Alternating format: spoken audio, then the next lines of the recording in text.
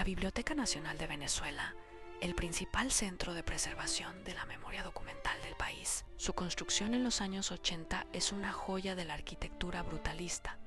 Resguarda más de 3 millones de volúmenes. Posee libros impresos antes de 1501, tiene colecciones especiales que incluyen documentos históricos del proceso de independencia. Entre las piezas más destacadas se encuentran libros de la colección personal de Francisco de Miranda, un libro firmado por José Gregorio Hernández, el libro más pequeño de Venezuela y el primer libro impreso en Venezuela.